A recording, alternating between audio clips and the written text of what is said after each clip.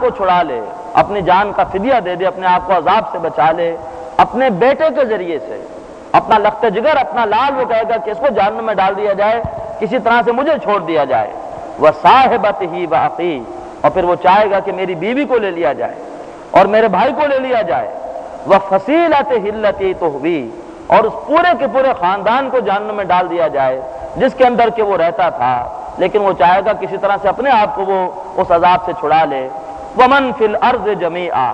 بلکہ وہ چاہے گا کہ جو کچھ بھی زمین میں تھا سب کا سب لے لیا جائے بطور فدیہ، سب کے سب انسانوں کو بھلے جہنم میں ڈال دیا جائے، ثُمَّ يُنْجِيهِ، مگر کسی طرح سے وہ چاہے گا کہ وہ اپنے آپ کو بچا لے، کلا ہرگز نہیں، انہا لظا، وہ دہکتی ہوئی آگ ہے، نزّاتِ للشوا، وہ کلیجے کو کھینچنے والی ہے، تدعو من ادبر وتولی، اور وہ پکارتی ہے اس کو جس نے کہ پیٹھ دکھا دی، اللہ کے احکامات کی طرف اس نے پیٹھ رکھی اور اس نے منہ موڑا، وجمع فاوعی، مال اس نے خوب جمع کیا اور اس کو روک روک کے رکھا۔ یہ مضمون آپ کو ملے گا اس کے علاوہ سورہ عبس میں بھی، وقت نہیں ہے لیکن میں صرف اشارہ کر رہا ہوں۔ اس کے بعد یہ ہے کہ پھر وہ یہ چاہیں گے کہ کوئی مال وغیرہ لے کر اور اس طریقے پر اللہ تعالیٰ کے ہاں سے اپنی بچت کروا لیں۔ یہ مضمون ہے جو کہ سورہ آل عمران میں تیسرے پارے کی آخری آیت ہے، لیکن میں اس وقت آپ کو سنا رہا ہوں سورہ رعد کی آیت نمبر 18۔ سورہ رعد یہ 13ویں پارے میں ہے۔ لِلَّذِينَ اسْتَجَابُوا لِرَبِّهِمْ لَهُمُ الْحُسْنَى، وہ لوگ کہ جنہوں نے اپنے رب کی پکار پر لبیک کہا، دین کے تقاضے ادا کیے، ان کے لیے بھلائیاں ہیں۔ وَالَّذِينَ لَمْ يَسْتَجِيبُوا لَهُ، اور وہ بدنصیب کہ جنہوں نے اللہ کی پکار پہ لبیک نہیں کہا، لَوْ أَنَّ لَهُم مَّا فِي الْأَرْضِ جَمِيعًا، اگر ان کے لیے وہ سب کچھ ہو جو کہ زمین میں ہے، وَمِثْلَهُ مَعَهُ، اور اتنا مزید بھی ان کے لیے ہو جتنا کہ زمین کے اندر ہے، مزید ان کو دے دیا جائے، لَافْتَدَوْا بِهِ، تو وہ اس کو دے کر اپنے آپ کو چھڑانا چاہیں گے، اولئک لہم سوء الحساب، لیکن یہ وہ بد نصیب ہیں کہ جن کے لیے برا حساب ہے، ومأواہم جہنم، ان کا ٹھکانہ جہنم ہے، وبئس المہاد، اور وہ بہت ہی برا ٹھکانہ ہے، وہ بہت ہی بری جگہ ہے۔ جب اب اس سے بھی معاملہ جو ہے وہ نہیں چلا، فدیہ بھی قبول نہیں ہوا، اب اس کے بعد الزام آئے گا شیطان پر۔ سورہ ابراہیم یہ نکال لیجئے، اگلی سورت ہے سورہ رعد کے بعد،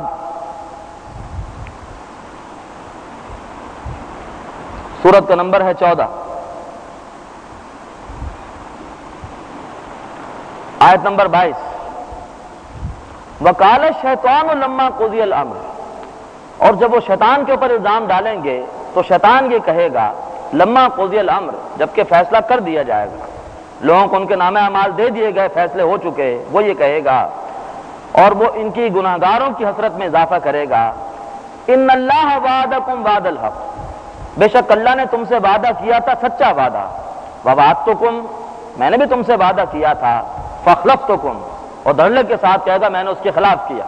میں نے تمہیں اسباب دکھائے تھے، تمہیں لذت دکھائی تھی گناہوں میں، بے حیائی میں، بے ہودگی میں، بے پردگی میں، لیکن میں نے اس کے خلاف کیا، میرے وعدے جھوٹے تھے۔ وَمَا كَانَ لِيَ عَلَيْكُم مِّن سُلطان، اور دیکھو میرے پاس تمہارے اوپر کوئی اختیار نہیں تھا، إِلَّا أَن دَعَوْتُكُمْ، میں نے تمہیں بے حیائی کی، بے ہودگی کی، حرام خوری کی، میں نے تمہیں دعوت دی، فَاسْتَجَبْتُمْ لِي، اور تم نے میری دعوت کو قبول کر لیا،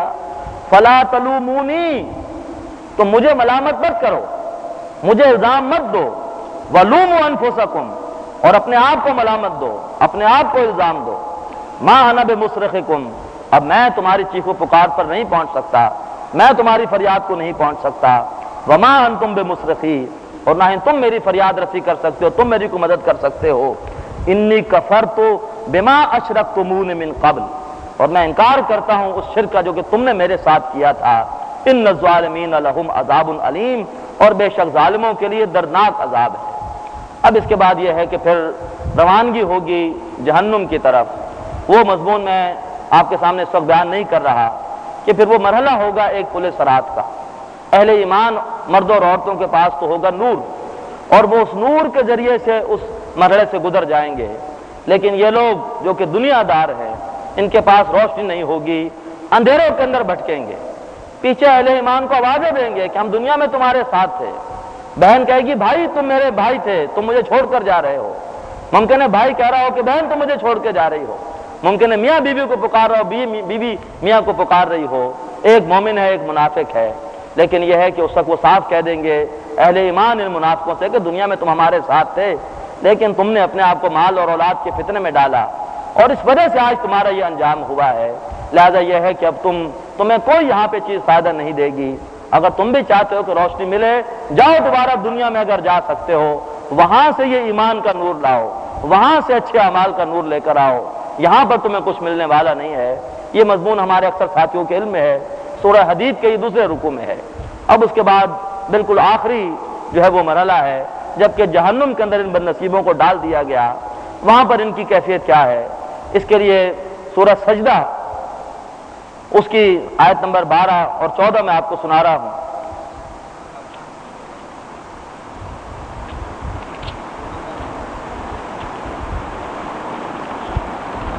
سورت کا نمبر ہے 32۔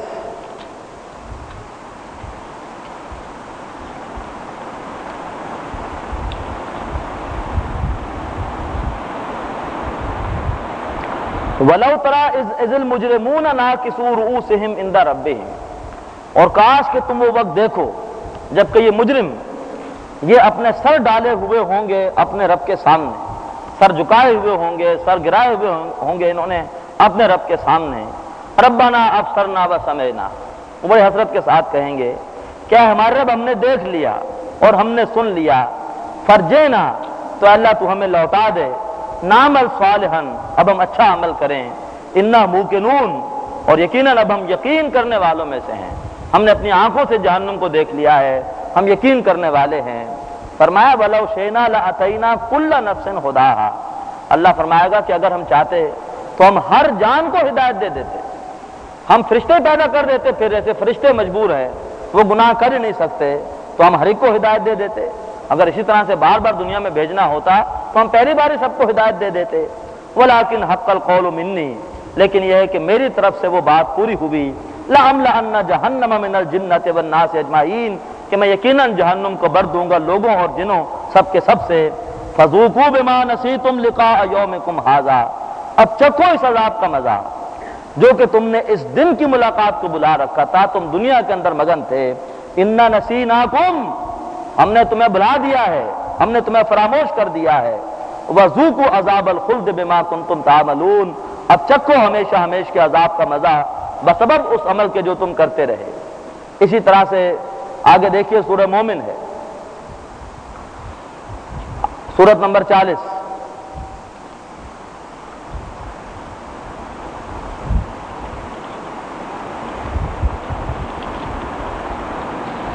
اس کی آیت نمبر 12 ہے، آیت نمبر 11۔ جہنم میں ڈالنے کے بعد یہ جہنمی اللہ سے کس طرح سے فریاد کر رہے ہیں، قالوا ربنا امتنا سنتین واحییتنا سنتین، اے رب ہمارے تو نے ہمیں 2 مرتبہ موت دی اور 2 مرتبہ تو نے ہمیں زندہ کیا، تو نے ہماری روحوں کو پہلے پیدا کیا، اس کو موت دی، پھر تو نے انہیں دنیا میں زندہ کر کے بھیجا، پھر تو نے اس کو ہمیں موت دی، پھر تو نے ہمیں زندہ کر کے قیامت میں تو لے آیا، تو نے ہمیں 2 مرتبہ موت دی، تو نے 2 مرتبہ ہمیں زندہ کیا، فاعترفنا بذنوبنا، تو اے اللہ ہم اپنے گناہوں کا اعتراف کرتے ہیں، فہل الی خروج من سبیل، تو کوئی ہے ہمارے لیے رستہ یہاں سے نکلنے کا، ذالک بانہ اذا دعی اللہ وحدہ کفرتم، اللہ فرمائے گا کہ نہیں، اس لیے کہ جب بھی ایک اللہ کو پکارا جاتا تھا تو تم اس کا انکار کرتے تھے،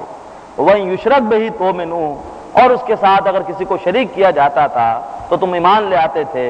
فَالْحُكْمُ لِلَّهِ الْعَلِيِّ الْكَبِيرِ، تو آج تو فیصلے کا اختیار اسی ہستی کے ہاتھ میں ہے جو کہ عالی مرتبت ہے اور کبیر ہے۔ اس موضوع پر مقامات تو کئی ہیں کہ جن میں پھر جہنم کی ہولناکیاں بیان ہوئی ہیں، لیکن میں آپ کو سورہ مومنون کی آیات سنا کر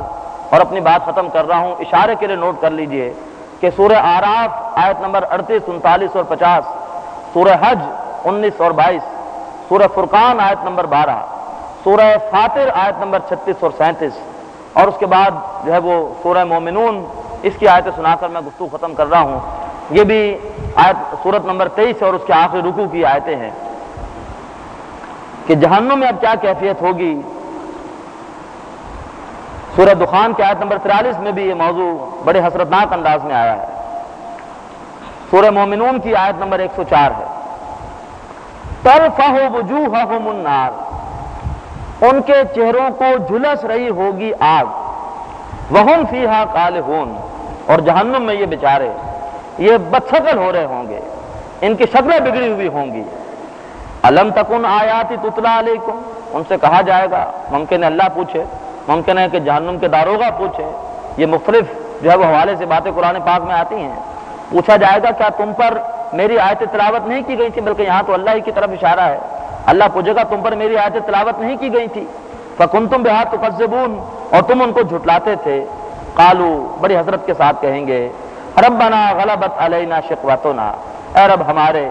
ہم پر غالب آ گئی تھی، ہم پر چھا گئی تھی ہماری بدبختی، وَكُنَّا قَوْمًا ضَالِّينَ، اور یقیناً ہم گمراہ لوگوں میں سے تھے۔ ربنا، اے رب ہمارے، اخرجنا منہا، ہمیں ایک مرتبہ نکال دے یہاں سے، فَإِنْ عُدْنَا، اگر ہم نے پھر سے وہی کچھ کیا، فَإِنَّا ظَالِمُونَ، تو یقیناً ہم ظالم ہوں گے۔ قَالَ اخْسَئُوا فِيهَا وَلَا تُكَلِّمُونَ، اللہ تعالیٰ فرمائے گا پڑے رہو ذلیل ہو کر، پھٹکارے ہوئے اسی آگ میں، وَلَا تُكَلِّمُونَ، اور مجھ سے بات تک نہ کرو، مجھ سے کلام تک نہ کرو۔ إِنَّهُ كَانَ فَرِيقٌ مِّنْ عِبَادِي، اس لیے کہ میرے بندوں میں سے ایک گروہ ایسا بھی تھا، یقولون ربنا آمنا فاغفر لنا، وہ یہ کہا کرتا تھا کہ اے رب ہمارے، ہم ایمان لائے، تو ہمارے گناہوں کو بخش دے، ورحمنا، اور ہمارے حال پہ رحم فرما، وانت خیر الراحمین، اور تو تمام رحم کرنے والوں میں سب سے بڑھ کر ہے۔